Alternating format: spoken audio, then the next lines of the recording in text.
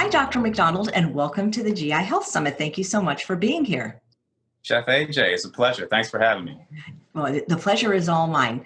What's so interesting, Dr. McDonald, is you're not only a gastroenterologist, but you are a trained chef, a culinary school graduate. So how does that knowledge help your patients? I feel like food is one of the most important variables in terms of controlling your health.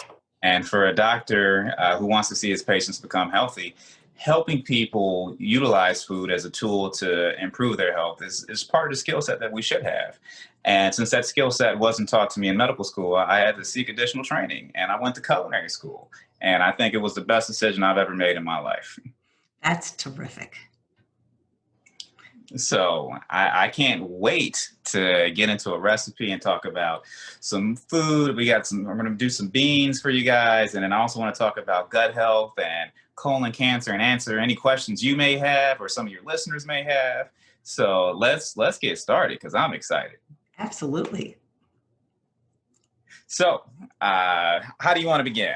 You want me to just talk about colon health, gut health, or do you want to have a good conversation before we get started? Absolutely, because we know that colon cancer has been on everybody's mind lately.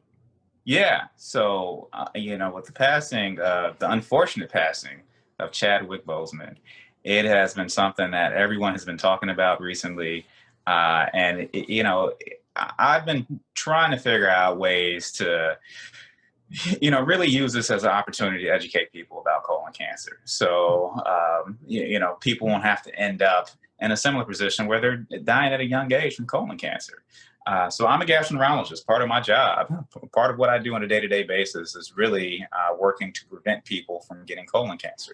And I do that in a lot of different ways. One way is obviously doing colonoscopies, which is using a camera to identify polyps, which are small growths that in some people over many years can turn into a cancer. And with our colonoscopy, we can identify those polyps and remove them so they never have the opportunity to become a colon cancer. But, I also think about prevention. How do you even prevent polyps? And my colonoscopies won't prevent polyps. They can remove polyps, but they won't prevent them from forming. So one of the best ways to even prevent them from forming is having a conversation about food, diet, and lifestyle. So these are all some of the factors that can play a role that can put us at risk for developing cancer. So the good news is there are dietary approaches that have been associated with decreasing your risk of developing colon cancer. And without making things really complicated, those approaches really just entail eating more fruits and vegetables and less red meat and processed red meat. So, another thing that's also people don't really talk about is even our cooking techniques can play a role when it comes to potentially increasing our risk for developing colon cancer. So when we cook meat, even if it's not red meat, such as fish, chicken, and pork, pork is red meat, but such as fish and chicken, if we're cooking those meats with high heat cooking techniques, those high heat techniques potentially can create carcinogens, which are chemicals that can increase our risk of developing cancer. So when we're burning something and charring something, like when we're grilling or when we're roasting or barbecuing, or even when we're deep frying at a higher temperature, although that browning can create a lot of flavor, but within those charred or those grill marks, there's these chemicals that can cause cancer potentially. And those chemicals would include polyaromatic hydrocarbons. There's also nitrosamines. There's heterocyclic amines. There's a bunch of different chemicals that we have to worry about being generated when we're cooking with high heat techniques. So for our recipe today, we're not going to use a high heat technique. We're gonna basically do a red beans and rice, and we're going to do it without any processed meat. So some of the traditional recipes for red beans and rice, my family's from the South, so I know how to cook things the traditional way. But a lot of those recipes require processed meat. Okay, specifically bacon and sausage and stuff like that. And I get it for people out there who are not vegetarian. Those foods can be tasty, but there's health concerns that we should be aware of, and that's just the reality of it. And I mean, not only are there health concerns, but there's also environmental concerns and stuff when it comes to eating foods that aren't plant based. But for now, since we're talking about colon cancer, we'll focus on some of those health concerns. There's been plenty of studies that have found an association between processed red meat and an increased risk of developing colon cancer specifically. So within the processed meats, you have preservatives called nitrites that can, these are chemicals that have been known to turn normal cells into potentially cancerous cells. Okay. So, they keep the nitrites play the role of preventing bacon and sausage from spoiling. So it's one of the reasons why, most red meat you put in the refrigerator, after 2 or 3 days, it goes bad. But, bacon may last weeks. And the reason for that, a lot of the bacon that you find in the supermarkets is preserved with these nitrites. So it serves one purpose in terms of preventing things from spoiling, but just like it prevents bacteria from potentially growing on the food and mold growing on the meat and everything, it also can interact with the bacteria that lives in your gut. And it can alter the profile of the bacteria that lives in your gut. So if you think about it, like meat should spoil after 3 days. And that spoiling process, that involves bacteria. When you eat a lot of things that have preservatives or that may prevent bacteria from thriving, what happens when you ingest those things? What does it do to the bacteria that live in your gut?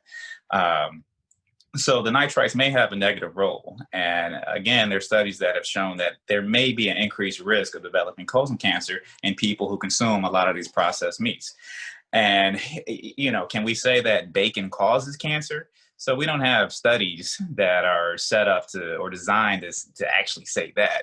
But we do have studies that have demonstrated associations. Okay. And what I mean by association, a lot of these studies, they'll take, 100,000 people and do dietary questionnaires for, 10, 15, 20 years.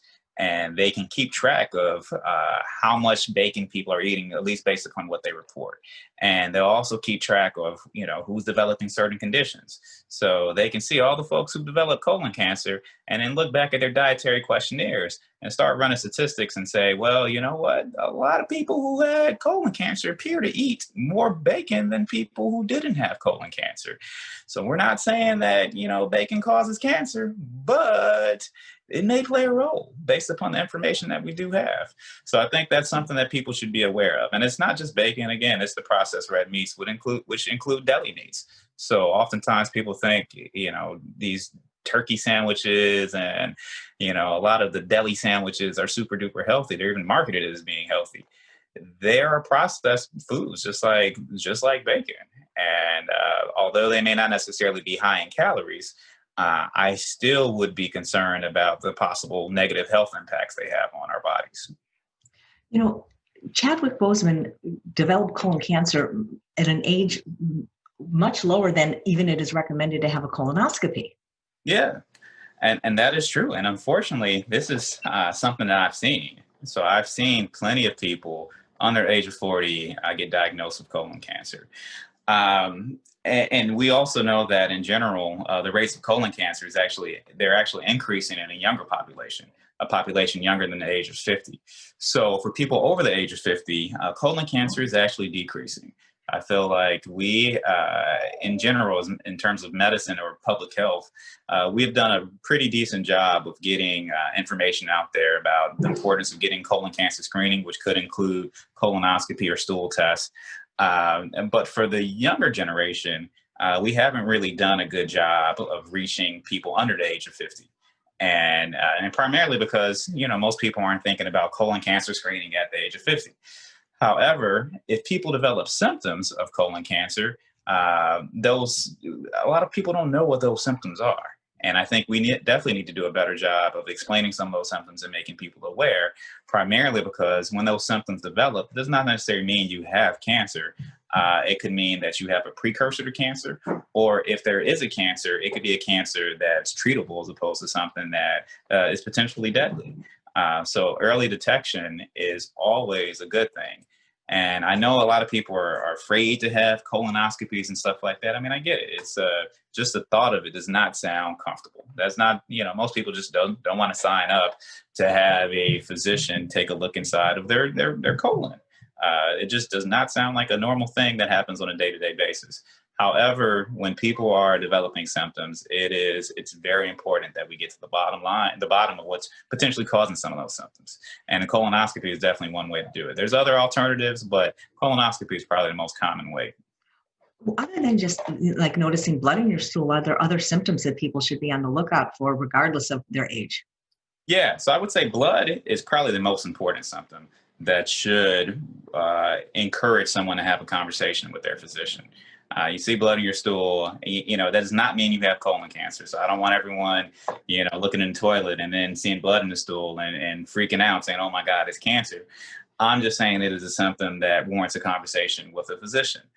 So more than likely, it's probably just hemorrhoids or an anal fissure. So especially if someone is constipated, if you're constipated and you're working real hard to have a bowel movement, sometimes a larger bowel movement can actually cause a tear in the lining of the anus or the anal canal. And we call that an anal fissure. And that tear can be painful and it can bleed. However, in a small subset of people, sometimes that rectal bleeding can actually come from a cancer. And it's good to just, really talk to a physician to have a conversation about how do you approach it and should we do any further testing to identify, what's really going on. And sometimes that could be a rectal exam. Sometimes that can be checking your stool for blood, or there's certain stool tests that have a higher probability of finding cancer. And then again, there's the colonoscopy. Nice. But what we eat is really important to preventing it, isn't it? What we eat is extremely important. So not only what we eat, but also being aware of our family history. So if people have a family history of colon cancer, it is good to be aware of what that family history is, because that may entail getting a colonoscopy a little bit sooner. So I don't know Chadwick Boseman's family history, but maybe he did have a family history of colon cancer. And maybe, it could have been prevented if you got a colonoscopy at age 35. Or, what we tell people, if you have a family history of colon cancer, especially in someone who was diagnosed under the age of 60, you need to have a colonoscopy either at age 40 or 10 years before that family member was diagnosed with their cancer, whichever comes earlier. Okay. So, in the case of Chadwick Boseman, I'm not sure if he has kids or siblings, but I think he was diagnosed at age 39, which means that his first degree relatives, siblings, his children, they would have to start getting colonoscopy at age 29. But the only way for people to know that is that you actually have a conversation with your family members. So I feel like colon cancer, in order to prevent it, in order to decrease the risk, it is something that's a family affair. Like, you have to have conversations about this stuff. And I know a lot of times people are embarrassed and people may not necessarily want to talk about, their symptoms or their diagnosis, especially within the family. A lot of times people can be very secretive, but in certain situations, secrets can definitely negatively harm a family. And I've heard patients say things like, well, I don't want my family members to worry. I just kind of want to go through my treatment for my cancer, and I don't want to put stress on my mother and stress on my siblings. They have enough stuff to deal with. I understand that mentality, but it is when we keep things a secret that could impact the health of our family members, I feel like we're doing them an injustice or a disservice, as opposed to really just trying to help them out. If that makes any sense. Yeah, absolutely. You mentioned that this should be a family affair. And what I notice, it's not always just the diseases that are hereditary, but the recipes. Yes. So oftentimes, there could be a genetic component, but there definitely can be a lifestyle component. And that component is not just, not only the recipes, it's the cooking techniques, and it also can be the physical activity. So I work with a lot of chefs here in the Chicago area, and also a lot of personal trainers. And there are several trainers who always say the same things. They encounter people that say things like, well, diabetes run in my family. And they often respond, well, it's not that diabetes runs in your family, it's that no one runs in your family. And that's why there's diabetes. And a lot of these chronic diseases, including cancer, when people say, oh, cancer's in my family, heart disease is in my family, it's not that someone is just genetically destined to have these conditions. There's a lifestyle component that when that lifestyle interacts with your underlying genetics, it can generate problems. And I think for most Americans, the standard American diet is something that can generate some of these problems. And we have to have a conversation about it in order to prove the health of not only, people of color. I know we're always talking about health disparities, but we're talking about everybody in the United States. the standard American diet definitely, has a negative impact on everybody. And that's something that's been seen in a lot of immigrants. So a lot of times, a lot of these chronic conditions have lower rates in immigrant communities. But when people start to come here to the United States and they adopt our Western diet and our Western lifestyle and Western habits over the next subsequent generations, they start to pick up things like diabetes, high blood pressure, and different cancers, et cetera. So right now, the rates of colon cancer in the Asian community, it's same with, depending on where you're at, the Latino community may be lower than other ethnic groups. But some of that is some of those groups are still reaping the benefits of being closer to immigration. And just because those numbers look pretty good right now does not necessarily mean 10, 20, 30 years from now, it's going to look the same way. So as more and more generations become Americanized, that Americanization can also include picking up some of these chronic diseases. So being Americanized is not just about waving, the flag and celebrating the 4th of July. There's a lot of other things that can come with being an American, both good and bad. One of the speakers was talking about the work of Dr. Dennis Burkitt, and it blew me away to hear that there were certain cultures that he never saw one case of colon cancer. Yeah. So Dr. Burkitt, it was light years ahead of his time. He's definitely one of the giants in medicine. So he did a lot of studies in Africa, and he was specifically looking at the colon health of people in Africa. And what he found was in rural African communities where people were eating, upwards to 50 grams per day of diet, never saw colon cancer, never saw things like diverticular disease, which is very common. Diverticular disease is probably the most common finding that we find in our colonoscopies. That's where, as we age, the wall of the colon becomes a little bit weaker and it starts to bulge, and these little pockets form, and those pockets can be infected, which is what we call diverticulitis. And that's very painful. And some people, it could be life-threatening. I've even seen people lose their colon because of diverticulitis.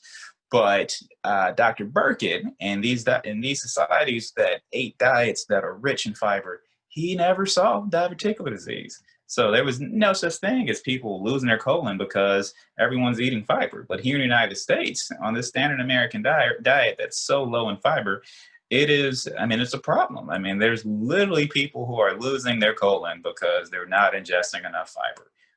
And that's not a rarity. That happens. It's something that happens more frequently than what it should. So that's why today in our recipe, we're going to have a recipe that's chock full of fiber and healthy nutrients. And we're going to keep it plant-based today. We're not going to have, I want to keep it flavorful. So I want to respect everyone's taste buds. So that's one of my mottos is respect taste buds. Like the taste buds are important, but we have to keep it healthy too. So you got to respect your bodies. That's great. What's the name of your dish? So we're going to do a red beans and rice with quinoa. You can call it a vegan red beans and rice if you want. And like I was saying, your regular red beans and rice typically is going to have some bacon or some sausage in there, some andouille sausage. But we're not going to go that route. We're just going to keep it simple, and we're going to use some sun-dried tomatoes, have some liquid aminos, and some sun-dried tomato paste to really give some of that umami flavor.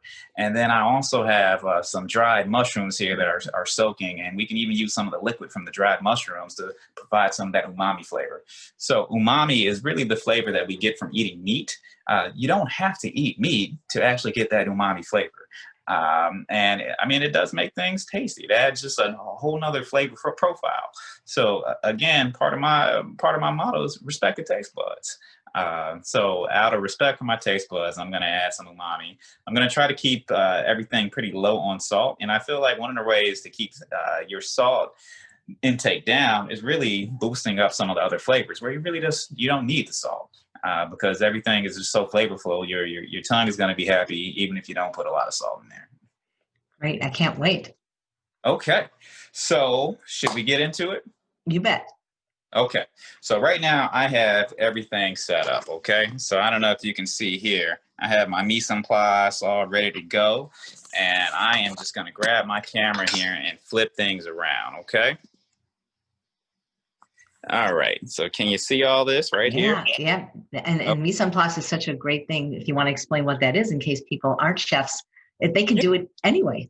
Yeah, you can definitely do it anyway. So mise en place, the whole concept is you want to get everything set up. I mean, it means everything in place in French. And I feel like if you go to culinary school, one of the first lessons you're going to learn is mise en place. If there's anything, I feel like the mise en place concept is the most important concept I learned from culinary school. I mean, I spent $16,000 to learn that you need to get organized. uh, but right now I have everything measured out. Okay, I'm going to go over some of my ingredients. When you're doing a recipe, traditionally you would probably like to use some of the dried beans. So I do have some dried red kidney beans here. And this recipe, honestly, we think about red beans and rice, but you don't have to use red beans. What I love about cooking, you can use whatever you have on like in the house. So if you have lentils or if you have other, beans, you can use those, and this recipe is still taste good. It may not taste the same as your classic red beans and rice, but oftentimes when you're cooking for your family, I mean, you're not necessarily trying to go for classic flavors. You're really just trying to make something tasty that's healthy, that is servable for your family to eat. So we're going to keep things simple. We're going to use, I have some, these are not red beans. We're going to use some kidney beans here. Okay. So I'm going to use some canned kidney beans just to keep things simple. And those are a little bit quicker than using the dried red beans. But if you wanted to, if you're going to use the dried red beans, you can actually throw those in a pressure cooker. And even if you don't soak these overnight, they'll cook pretty quickly. So you can probably cook some dried beans in a pressure cooker for about 30-40 minutes. Whereas if you just soak them overnight and you want to cook them on the stove top or in the oven or in a slow cooker, I mean, it may take hours if you did that. And for me as a busy professional, I don't have time for all that. So back to my mise en place. I have my liquid ingredients set up over here. And I also have some chopped garlic. I have some bay leaves here that we're going to use for flavor. Then I have my mushrooms, these beautiful mushrooms here soaking. Just look at those mushrooms. And what I like about the mushrooms, so the dried mushrooms, you have to soak them. You can't just, throw them in a dish, primarily because if you don't soak them, you actually may be exposing yourself to certain toxins that need to be kind of soaked out when you soak the mushrooms. So I always let my mushrooms soak for about 20 minutes in hot water. Okay, so some people use boiling water. It doesn't necessarily have to be boiling, but it should be hot. And the liquid that the mushrooms are soaking in, I want to just throw away that liquid. That is, that's flavor city right there. So you could use some of that liquid in the dish, and that's what we're going to use today. We're going to use some of the liquid. So I also have my aromatics here. We are going to use some onions, some celery, and a green pepper. And this right here, can you see all that? These are my aromatics. Okay, this is the foundation of the recipe. So we're going to use this to add a lot of flavor. And this is basically what if you go to New Orleans and someone says the Holy Trinity, they may not necessarily be referring to a religious concept. They may actually be referring to onions, green peppers, and some celery. Okay. And this is like a flavor-filled combination that it's classic. It works. You can use it in a bunch of different ingredients. And that's what we're going to do today. Okay. Great. So I've heard that concept about the Trinity. Yeah, no, it's great. And, it's funny, the French version of the Trinity is really going to be, onion, celery, and carrots. So like, why are there not carrots in the New Orleans Holy Trinity? Like, why is that? And what's fascinating is because carrots don't really grow well in the swamp. So you have to grow carrots in the dirt, in the ground. And if you put carrots in the swamp, they're not really going to grow in New Orleans. Whereas celery can definitely grow in that climate and also in that soil texture. So it's one of the historical reasons why you really just don't see a lot of carrots in classic Creole and Cajun cooking, because they're in a swamp. Yeah, they call it mirepoix, don't they, in French? Yes, they call it mirepoix in French. Okay. So what we're going to do, I'm going to flip this around here, and I'm going to start cutting up my veggies, and we're going to use the food processor to make things go a little bit quicker. So what I like about the food processor, You know, if you don't have a good chef's knife like this, and you don't feel like, you know, moving real fast with the knife, and you don't have the greatest knife skills, it's okay. Like, you don't have to be a professional chef to chop things up and make things tasty. Like, we actually have equipment that can do that for you. And sometimes when you're making the dish, when you're really dicing up those vegetables, you know, really finely using that food processor, it changes the texture of the dish. And for my kids, you know, my kids, I love them to death, but they don't like a lot of big vegetables in their dishes. So when I sneak my veggies in there, I have to make sure they don't really notice it all that much, especially if it's not something they like. I mean, they love broccoli, they love cauliflower, but, you know, big chunks of tomatoes, they just, you know, their palate has not grown to love big chunks of tomatoes or big chunks of onion and stuff like that, and big chunks of garlic. So I have to, you know, really chop things up well to make my kids eat it. And that's one of the reasons why the food processor, I mean, if I had to think about, you know, which equipment in my kitchen would be like the equivalent of my best friend, I would say, you know, the food processor would be up there. That's like one of my best friends in the kitchen. Same with my cast iron skillet. Like, if I had to move and someone said, look, you can take 2 items from your kitchen, what would it be? Cast iron skillet and my food processor. And with those, I'd probably figure out how to get around. All right. So I'm going to chop all this up just briefly so we can throw it in the food processor, and we will get going. Okay. Absolutely. We can't see your hand. Is that okay? Yeah. Is that okay for you? It's okay for me. Okay. But when you put it in the food processor, it might be nice to see what you're doing. Yeah. So I'll bring it over to the food processor and show everybody what we have going on. Okay. So I'm going to use half an onion, and I'm just going to chop it up just a little bit further so it can go into the food processor, and I'll show everybody what it looks like. So we have that going in there, and I took a green pepper and I just chopped up my green pepper just a little bit so the food processor can do its job and dice it up. And with these green peppers, you know, always make sure you take the sticker off. Like I've even been at restaurants and you find a sticker in the food every now and again. That's how they get you. You throw it in the food processor and there's a sticker on there, like, and you ruin the whole thing. And I extra fiber, right? I mean, extra something. I don't even know what's in the sticker. You didn't even cry when you cut that onion. What's that? You didn't even cry. You know, I have dry eyes, so like my eyes, they're so dry, I don't even shed tears that much anymore. I always get asked, like, what's the secret when you cut an onion? I find that red onions make me cry even more, but I don't have an onion cutting tip. Yeah, you know, it varies. I think having a sharp knife is good. So when you have a knife that's not that sharp, you know, sometimes you're putting a lot of pressure on the onion, and that's going to release some of those gases. But once you cut everything through pretty quickly, some of the gases that trigger this tear reflex may not come out as quickly. So another thing that we're going to do here, I have some beautiful parsley. It's kind of sitting here. So I'm going to grab some of the parsley, and I'm really just ripping it off at this point. Like, I'm not even really trying to measure it. So we're just keeping it simple, and it's already rinsed off. But you can see here some fresh parsley, and I keep it in a little jar. We're basically making a sofrito. Okay, so if you do a lot of Puerto Rican cooking or a lot of Latino cooking, sofrito is where you take your aromatics and just kind of blend everything together, and it's really the flavorful foundation. And sometimes, since I'm so busy, like, I'll make sofrito or my form of sofrito, and I'll do it in the food processor, and then I'll divvy it up into ice cube trays and just keep it in my freezer. So, you know, when I'm ready to come home and cook quickly, instead of cutting everything up and doing everything, all I have to do is go, you know, grab an ice cube tray and throw some of the sofrito cubes in there, and we're good to go. That's super quick. So with my sofrito, I'm actually going to add some sun-dried tomatoes, okay? So I'm going to put the sun-dried tomatoes in there. I have about 3 or 4 of them. And the purpose of this, it really adds that umami flavor. And it's going to help with the texture of the beans. It's really just going to make everything taste nice and balanced.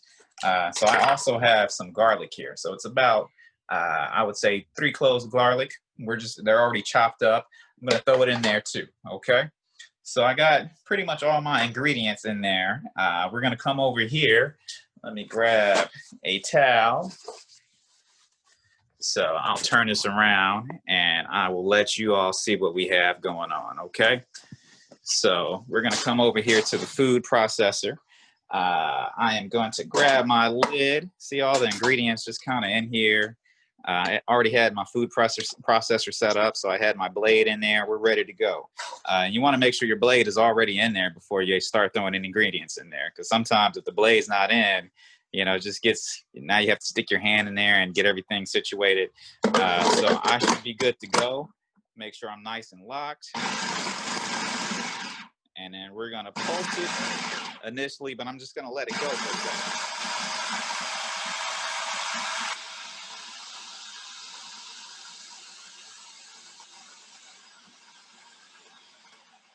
All right, so I'm going to take a look at it and make sure everything's getting cut up. Got a little bit more pulsing to do.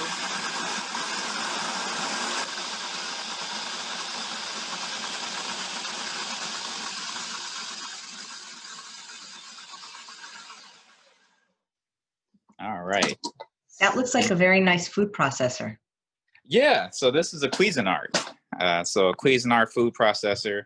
It's a bigger one. They have smaller ones that are a little bit cheaper that, really only hold a couple of cups. I think it holds about 4 cups. So I like this one because I can make sofrito and stuff in batches, as opposed to just cutting up one little thing and I'll do a lot. So now I have my mirepoix and my sofrito all ready to go. So what we're going to do now, I already have my skillet and everything preheating. So we're going to let that warm up just a little bit, but pretty much we're ready to go. So that was the most complicated part of doing the whole dish. I mean, just blending everything. But once I got my mirepoix and everything set up, it's like I can just get going pretty much immediately. So what we're going to do is I have my skillet warming up right now. Give it just a little bit more time to warm up because I want to hear everything start to sizzle when I throw my ingredients in there. I'm going to use a little bit of olive oil here, okay? So I have some olive oil. I'm just going to use just a little bit, just barely enough to cover the bottom of the dish. You don't want to have oily beans. Nobody wants oily beans. And I don't want to add a whole bunch of calories in there by adding a whole bunch of oil. I just want to add enough to, prevent my mirepoix from burning and sticking to the bottom of the actual plate. I mean, the bottom of the pot. Dr. McDonald, some of the people watching the summit will also be following more of a Dr. Esselstyn type diet. So would it be all right if they sauteed in, say, broth or water? Yeah, you can definitely saute in broth as opposed to water. I mean, as opposed to oil.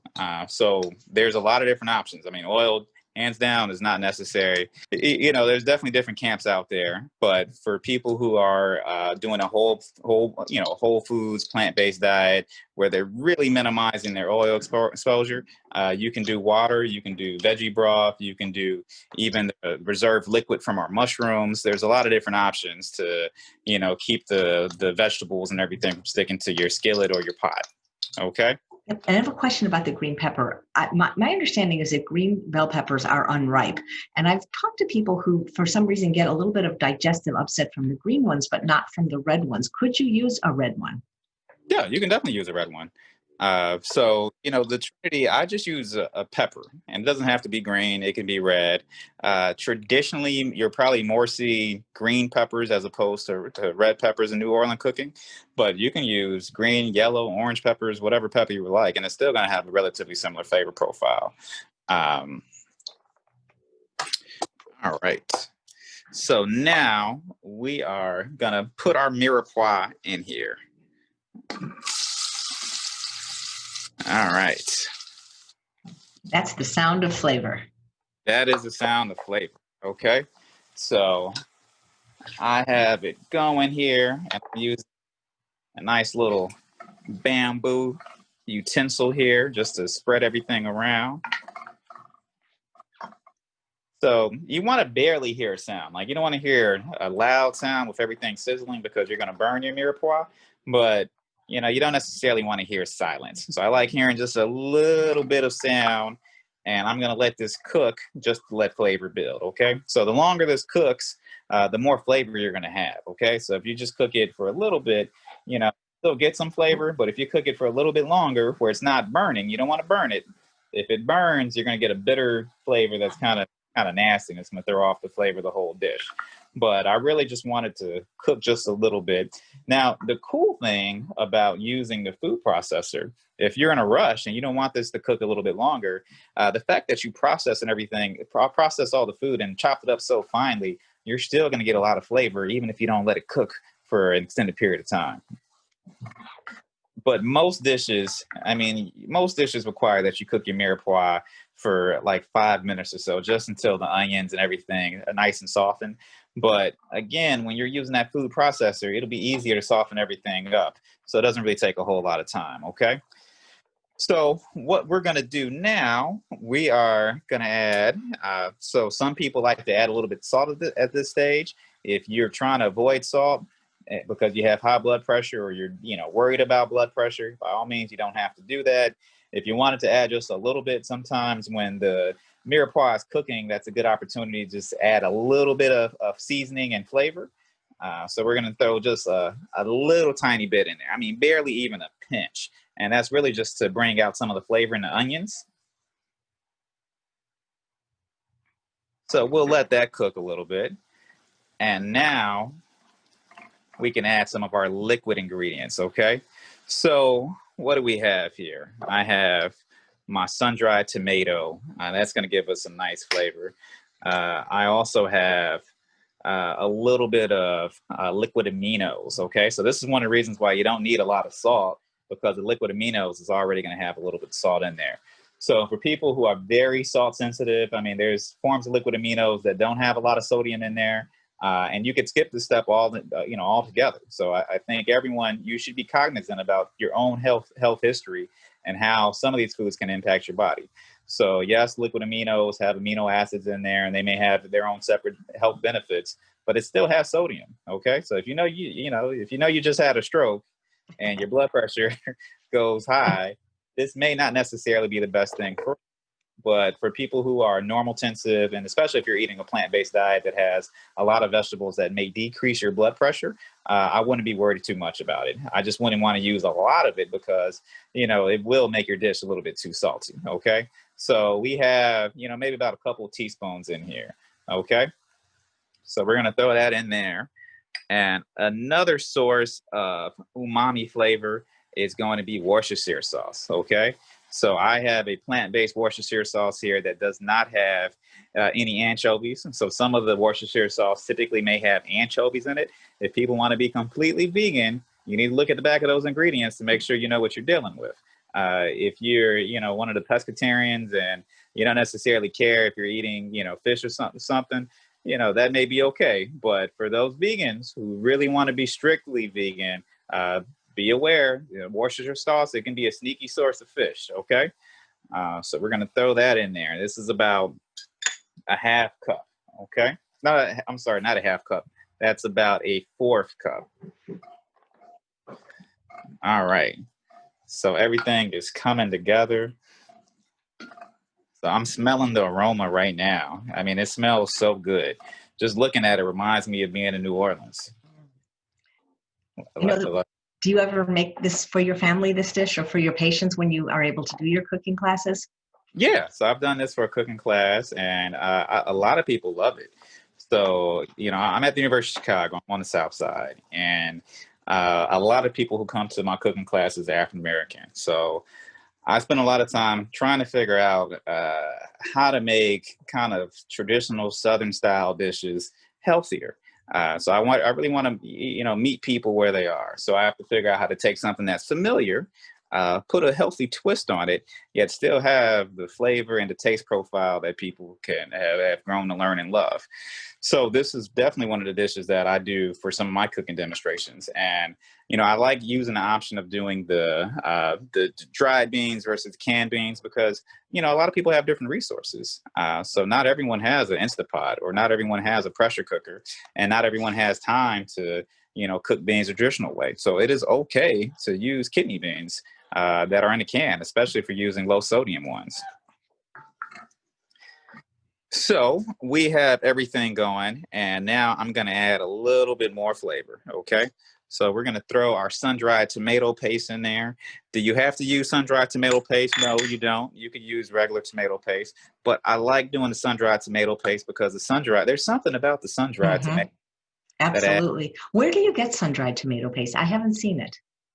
So it's typically in the Italian section at grocery stores. So at Whole Foods, they may have it, but I got mine from Mariano's, which is a local grocery store. And this is not a fancy grocery store. So this is not like one of those high-end grocery stores. This is a grocery store that is a couple blocks from my house. I live in Bronzeville on the south side. So some people may say that's the hood. Other people may say that's the good part of the hood, but it's not a fancy neighborhood nonetheless. So this is really just a neighborhood grocery store, nothing fancy. So I got it from there, went to the Italian section where they have quote unquote the ethnic foods, and got some there. So we have this going. Let's see here. So now I'm going to add some of my dry ingredients, okay? So I have smoked paprika, okay? So a little bit of smoked paprika, about teaspoon and a half or so. What I like about the smoked paprika, okay? So when you're cooking red beans and rice traditionally, you may be using bacon, and bacon has kind of a smoky flavor to it. So how do you get that smoky flavor without actually using bacon? And one of my tricks is definitely using some smoked paprika, okay? So we're going to throw the smoked paprika in there. And alternatively, some people, you may want to try using liquid smoke. That's a good source. And you can even do the liquid smoke in this dish, but we're going to hold off on the liquid smoke right now. So now I just have a little bit of black pepper. I'm just going to sprinkle that in there. And then I have a little bit of Cajun seasoning, okay? So the Cajun seasoning I'm using, this is Slap Your Mama. Not that I advocate for anyone to slap their mothers. Like, don't slap your mama, but use Slap Your Mama seasoning. It tastes good. So we're going to throw a pinch of that in there. And I like doing a pinch initially because you can always add more seasoning later, but you can't take it back. So if you add too much initially and it becomes salty or something overpowering, like it'll just throw off the whole flavor of this, and then you spend time trying to make things taste good again. Like you really don't want to go down that pathway. So instead of being overly generous with the seasoning initially, I am a little bit conservative with seasoning, and you can always taste this over time and see how the flavors are developing and add more seasoning as needed. So we'll do that. And now I'm going to put my phone down just for 1 second. Let's see here. Let's reverse this. All right. So now all those flavors are getting to know each other, getting to meet each other. And I'm just going to get my little station here set up. And now I'm going to chop up some sun-dried tomatoes. And I'm also going to chop up some of my mushrooms, okay, that have been soaking. I'm going to throw that in there. And then we're going to throw the beans in there, let that simmer for another 10 minutes or so, and we should be good to go, okay? So I like composting, okay? I feel obligated to care about our environment. So there's something that bothers me about food waste in America. In a lot of other developed countries, we waste a lot of food. Like the food just goes in the trash, and that's the end of it. But I like composting because, instead of wasting a food, now we can use it to grow more food. And it becomes this kind of circular process where we're recycling and, utilizing food to its fullest potential. And in doing that, it's not just about eating food. It's also about using it to grow more food. So we can put some of my leftover scraps in the compost. Another thing, oftentimes I don't even compost the scraps. I just put them in a Ziploc bag, go in my freezer. And if I'm going to make like a stock or something like that, I already have all the vegetables and everything I needed to go.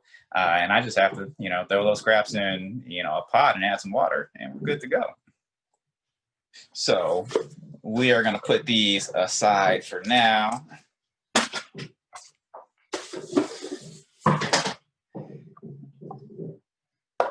All right. So I'm going to grab my sun-dried tomatoes. But we're going to hold off on the sun-dried tomatoes because I already put some in the mirepoix, so I don't have to cut up anymore. But I'm going to grab the mushrooms here, okay? So I have some of the the mushrooms, just kind of, these are porcini mushrooms, so I have these just kind of soaking here. We're going to chop up just a little bit of them, and that's going to give the dish also some umami, meaty flavor, and it's also going to change the texture. So let me give these some rough cuts. You don't have to be perfect with your knife skills when cutting up the mushrooms. I mean, the mushrooms are already, don't really have the perfect shape. So, you know, I wouldn't be looking for a fine, perfect dice on here. I just want to cut up some and cut them up well enough where you don't have these big chunks in there. So I still wanted them to be, you know, relatively the same size, but they don't have to be perfect. All right. So I got those chopped up. I'm going to show everybody.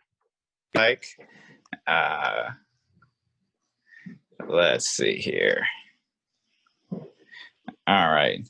So you see the mushrooms here, nice and chopped up and diced. So I'm just going to grab some here. I'm going to throw it in my dish and let the mushrooms absorb some of the flavor and some of the liquid in here. I mean, look at all this. This just looks so good. Yeah, it does. Yeah, nice color. And we are now going to add our beans, okay? All right, so I've got to say this. I know how healthy beans and legumes are, and Yeah. almost all the doctors on the summit want their patients to eat them, but some people, especially at the beginning, have a little bit of difficulty with beans. Yeah.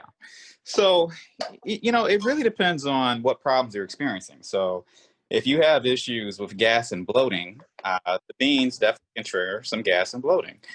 So for someone who's, you know, trying to transition to a plant-based diet, especially if you have some constipation, you're trying to figure out ways to incorporate more fiber. The beans contain chemicals known as FODMAPs, okay?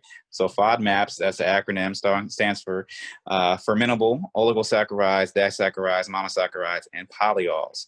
So beans are definitely rich in FODMAPs, and these are basically sugars that we don't really absorb well, and those sugars can subsequently get down into our colon where the majority of our bacteria live, and the bacteria can convert those sugars into gas and make us feel even more bloated.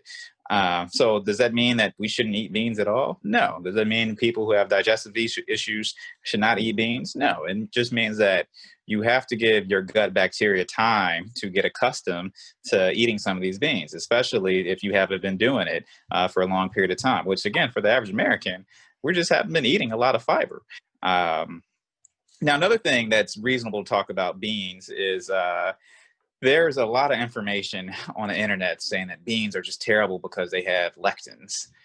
There's this one doctor, he's done a lot of campaigns to make us scared of beans. And he's basically saying that, you know, the lectins, which is a chemical or nutrient within beans, are a toxin that's, you know, causing weight gain and, you know, causing humanity to suffer. And some of the videos are crazy. I mean, it's like the beans are the source of all evil in the world. And that's not true. And a lot of the sources that he cites are, one, he doesn't really cite a lot of good information. So what the lectins are, there's one lectin in red beans that if the beans aren't cooked, it can trigger symptoms, okay? So red beans can have a compound called phytohemagglutinin, and that can trigger nausea and vomiting. Now, that's only when it's not cooked, okay? So, you know, I wouldn't eat like a handful of raw red beans. I mean, that would make you sick. Or I wouldn't eat some undercooked red beans. So you really want to cook your beans through thoroughly, and you don't have to worry about any of these lectins that this doctor is saying, you know, is the cause of all disease in the world. So right now we have our red beans and rice kind of simmering, okay? So it's already looking pretty good. And what we can do is now we can actually add a little bit of veggie stock just to thin it out. I mean, right now it looks pretty good. So I don't really even have to do any veggie stock, but if you wanted to, and if you wanted to add a little bit more flavor, you could add veggie stock. But honestly, instead of spending money and using some store-bought veggie stock, we already have some stock here going. So the liquid that we soak the mushrooms in, you could use that liquid also as a mushroom stock. And this is not going to have any salt. So some of the store-bought stocks are going to have a lot of sodium in there. For people who are trying to cut down on your sodium, this is a good way to add flavor and add a stock without actually adding sodium. So what I'm going to do is I'm going to add this. Better yet, I'm going to put it in a bowl. And I'm just going to strain it out. And I'm going to use some of these mushrooms for later. So this is one of the strainers that I use with my little girl. She loves colorful utensils and equipment. So when I think about trying to get my kids to cook, I have to think about not only, like how do I make them interested in ingredients? Like I want to use fun equipment that's going to make them excited. And, this looks very playful and stuff like that. It looks like one of her toys. So we're going to use this and just strain this real fast. And I'm going to set these aside. And look, I have this liquid here that is chock full of flavor. So we're going to add some of this. Wow. Looks almost like a chili. Yeah. Yeah. All right. So we are just going to let this simmer.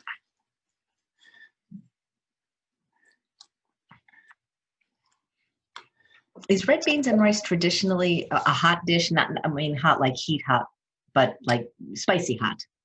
It can be. So if people who want it spicy, I would add just a little bit of Tabasco at the end, and that'll make it tasty. But for people who don't want it spicy, again, there's some people who throw the Tabasco in as it's cooking, just to add that flavor. But you have to know the audience in which you're cooking for. So if people don't want spice, let them be in charge of how spicy the dish is going to be. So if they want to add a whole bunch of Tabasco, that's their choice.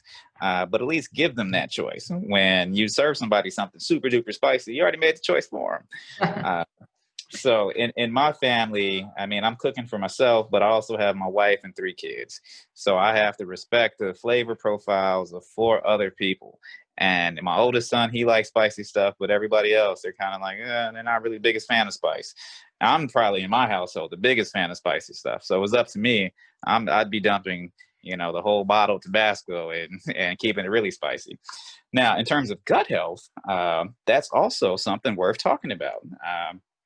There's a lot of confusion as to whether or not spice is bad for your gut. So the active ingredient in most spicy peppers and hot sauces would be capsaicin, okay?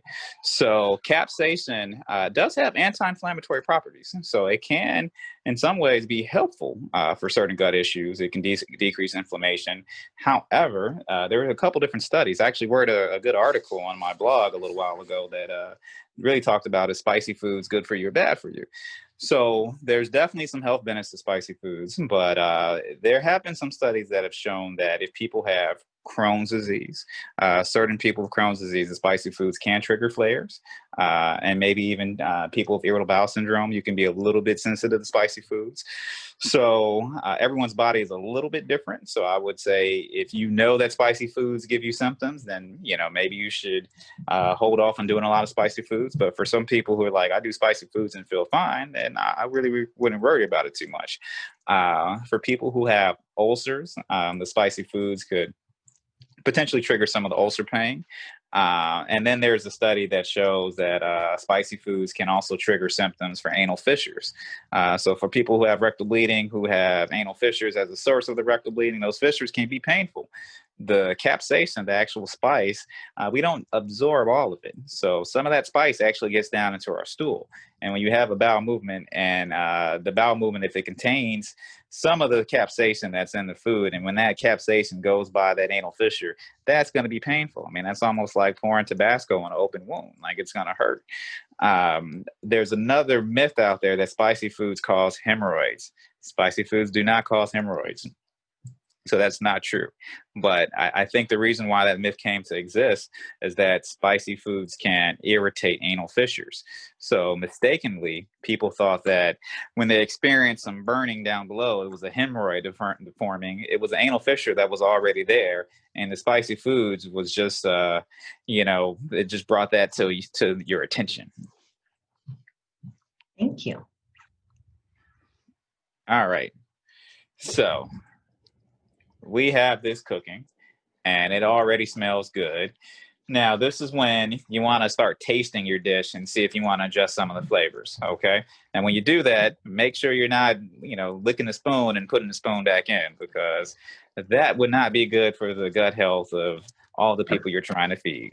Can this dish be frozen? Definitely. So it's definitely something that's freezable. I would freeze it in small batches as opposed to, one big bag. So I would, probably put it in a couple different Ziploc bags or so and throw it in the freezer. And you definitely want it to cool down before you try to freeze it. So I wouldn't just, take it fresh off the stovetop and throw it in some Ziploc bags and throw it in the freezer.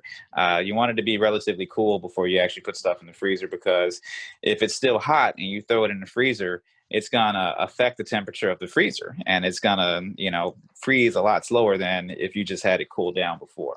Okay. So you can use this with rice. I mean, traditionally it would go over white rice, but white rice at the end of the day is the most processed rice out there. So there's other healthier alternatives. So I'm going to use it with quinoa, and actually have some quinoa in the pressure cooker right now that's already cooked. The quinoa I like to use, I mean, there's a lot of different quinoa out there, and same with rice. So I like using this brown rice from Four Sisters. So this is a brown rice that actually comes from Louisiana. So they make a white rice variety also. So here's the white rice variety. So those are good options, but you can use any grain if you want. So if you want to use, farro and stuff like that, that is a reasonable option for a lot of people into the bean-based rice. So there's a bean rice made by Bonza. So Bonza is a company, and it's I believe they make chickpea rice. So that's a good alternative that's going to have a lot of fiber in it and a lot of nutrients. And so for people who are trying to figure out ways to increase their fiber intake, that is another way. But I decided to use some quinoa. Okay. So we got some quinoa going, and that's going to be the vehicle that I'm going to use to serve my rice on top of. But right now, we're just going to let this cook just a little bit longer and cook out some of that extra liquid. Now, if you really want to give the texture of red beans and rice, you really got to let it cook for a little bit. But if you really just want the flavor, I mean, it'll be good to go right now, and it'll still be really tasty. So what I'm going to do is I am going to grab my quinoa, grab a bowl, and we can get everything plated. How's that sound? That sounds great. I never heard of chickpea rice, so thank you. That's really interesting that they make rice out of legumes now. Yeah. So they make rice out of legumes, and same with pasta.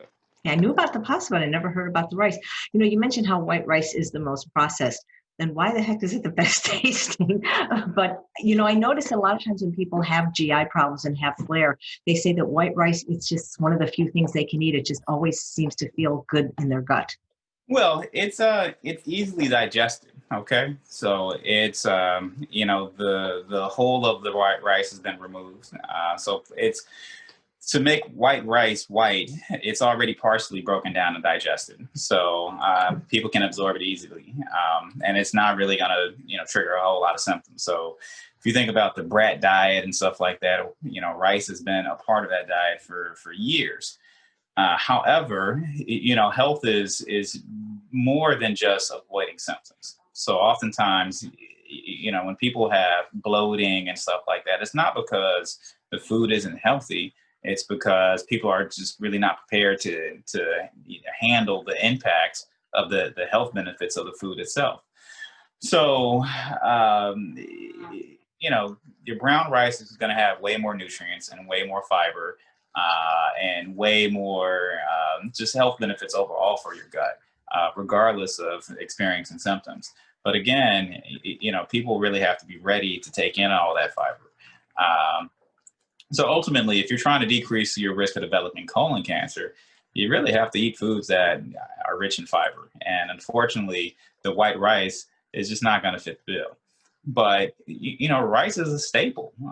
So I know a lot of times people are trying to lose weight and people are concerned about eating too much rice. I feel like there is a role for rice in a healthy diet. You just don't want to do too much of it. And what I like about rice is quick, it's easy, it's cheap, and I would rather have someone do a little bit of white rice every now and again than a whole bunch of potato chips and other processed foods.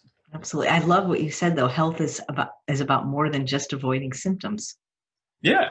I mean, you could eat potato chips all day and have no symptoms. Oh, that's funny. Right. I mean, like literally someone, I mean, when you think about some of the diets that people get on, even in the hospital, we're doing these low residue diets and these liquid diets, and, people are on different processed tube feeding formulas. Like those have calories and they have, some vitamins in there, but it's very artificial. And, you may not have a lot of symptoms when you're doing those, but is that the healthiest thing for your body? For the long term, it may not necessarily be the healthiest thing. And we also have no studies of people, who've been doing like tube feedings their entire life. I mean, there's some kids, unfortunately, who are born with congenital issues where you do have to start doing tube feedings at an early age. But in terms of, what's the risk of developing cancer and other health conditions just by being on that diet? Like that's been a population that we have not studied that population to really talk about the long-term outcomes of just being on a tube-fed diet completely. Wow. So, Dr. McDonald, what is the truth about cooking and eating for GI health? So you have to, I mean, it's not just GI health, it's for your overall health. And if you're focusing on your health, be it the health of your gut, be it the health of your heart, it all starts with food. And one of the best ways to control your food is to cook it yourself. So when you're not cooking food yourself, you're giving that control to another chef, a restaurant, or a corporation if you're doing a bunch of prepared, foods. So my grandmother is from the South, and with her Southern experience, she didn't really have a lot of trust in anybody. So, and that trust or lack thereof extended to the food that she was cooking. So she was like, why would I trust somebody else more than I trust myself to prepare what I put in my body? And why would I trust somebody else more than the way she trusted herself with her health? So that's one of the reasons why she was a big fan of cooking and really got me into cooking at an early age.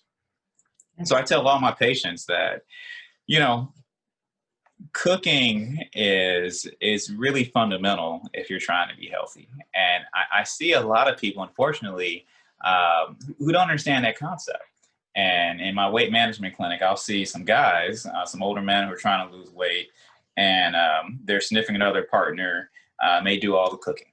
And they'll come in like, well, my blood pressure's high and I'm trying to lose weight, but my wife, she just wants to cook unhealthy stuff.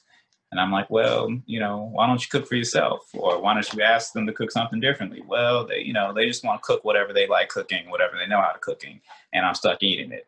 And to me, I want people to feel empowered to be in a position where you can cook for yourself, where you can, take control of your health, especially if you're able-bodied and you have the ability to cook. I think it's an ability that we all should be able to take advantage of. And the flip side, I see a lot of women who have health issues, and they actually may be the one cooking. But their partner is like, well, I only want you cooking this unhealthy food because this is stuff that I like. And then they feel kind of disempowered to cook healthier. And that's also sad. I mean, in many ways, both of these situations are a form of abuse to some degree, because your partner, your loved one, should not be the person that's actually preventing you from being healthy. But oftentimes, when it comes to food, I see these scenarios frequently. Wow. Are you ready to plate your dish? I am ready to plate the dish. So let me grab my quinoa. I'm going to step to the side real fast. All right. So I have my quinoa right here. So let's see. Let's hold it up to the camera. Oh, that looks good. Yeah, you see the steam and everything coming off of it? And I just cooked the quinoa in a rice cooker. I love my rice cooker. I mean, I know we're talking about equipment that, are my best friends in my kitchen. My rice cooker is up there. Well, it's definitely part of the crew, so to speak. And as a busy professional, I mean, these are the kitchen hacks that make my life easy, okay? So I have my quinoa in the bowl here. We'll do just a little bit more. And I cooked the quinoa. I just cooked it with a little bit of veggie stock and a little bit of water. And that was it. Real simple. You ever toast your quinoa before you cook it? I do. So I do a lot of different things. Sometimes I rinse it off. Sometimes I toast it. If I'm going to toast it, I may not rinse it if I'm going to toast it because you want it dry to get that kind of toasty, nutty flavor. But it definitely adds an extra layer of flavor when you toast it. And when it comes to cooking, it's all about flavor. Like if I'm going to cook, like I want it to taste good and I want to have as much flavor as possible. And that's like toasting your quinoa, toasting your nuts, toasting your spices. So if you're doing like, a dish with cumin seeds and stuff like that, toasting it just adds an extra layer of flavor. And even if you're doing a lot of Latin-based cooking where you're using dried peppers and whatnot, if you toast the peppers beforehand, or even if you're doing, red peppers, like with this dish, you could actually toast those peppers beforehand, and that's going to add a whole nother layer of flavor. But a lot of people, you may or may not have time, but if you're really interested in adding flavor, like toasting is a skill set that you should be aware of. All right. So we're going to start throwing this in here.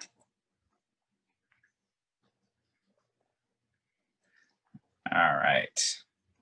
So this looks good. So I plated it right now. And a lot of times when you plate things, you could add some extra ingredients on top. So we have some green onions here. And this is another way to add another source of vegetables to the dish and also some more flavor, okay?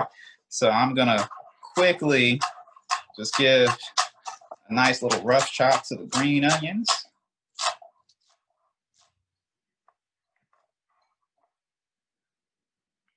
Throw that on there. And then we're going to flip this over and let everybody see what we're working with here. All right. So that looks tasty. So we have the quinoa, we have some green onions, we have our beans that are chock full of flavor. I'm actually ready to eat. I don't know how much longer I can sit here just looking at the food and not eating it. Well, then I'll definitely let you go. This has been wonderful. Thank you so much, Dr. McDonald. Thank you for having me.